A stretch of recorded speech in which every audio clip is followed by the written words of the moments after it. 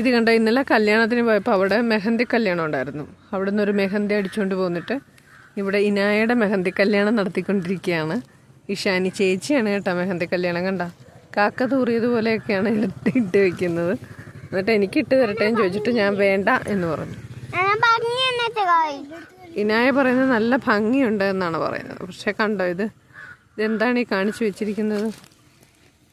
മഴത്തുള്ളി പോലെയൊക്കെ ഇരിക്കുന്നുണ്ട്.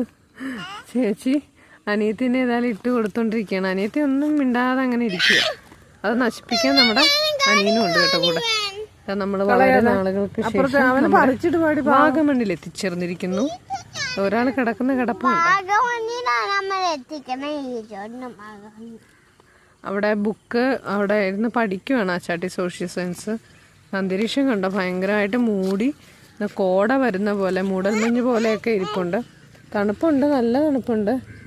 ഇപ്പോൾ കണ്ടിട്ട് തന്നെ നമുക്ക് നല്ല രസമുണ്ട്.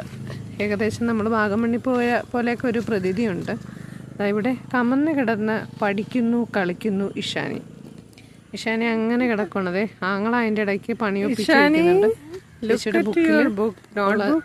പുല്ലൊക്കെ പറിച്ചു വെക്കുന്നു. അവിടെ കണ്ട് ഞെട്ടി എഴുന്നേറ്റ് എന്തൊക്കെയോ പറയുന്നുണ്ട്. അതെ, അവിടെ ലബൂബു അവിടെ കൂട്ടുകാർ ഗിഫ്റ്റ് കൊടുത്തതാണ്.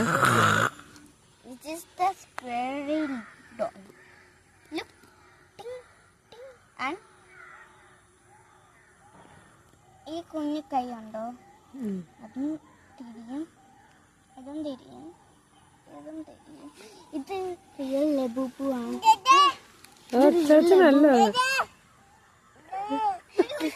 ഇത് റിയൽ ലബൂബ്. നോക്കി ഇത് റിയൽ ലബൂബ് എങ്ങനെ ആവുമെന്ന് നോക്കാം. ഇത് കണ്ട് ഇതിന്റെ താഴെ ഇങ്ങനെ ഇരിക്കും റിയൽ ലബൂബാണ്. പിന്നെ ഇതിന്റെ ഇത് നോക്കിയാൽ ഇത് പറയുകയാണെങ്കിൽ റിയൽ ലബൂബാണ്. ഇത് ചെക്ക് ചെയ്താൽ മതി, റിയലാണ്. പിന്നെ കടുത്തും തിരിയണം, ഇതും തിരിയണം, എന്നാൽ റിയൽ ലബൂബാണ്.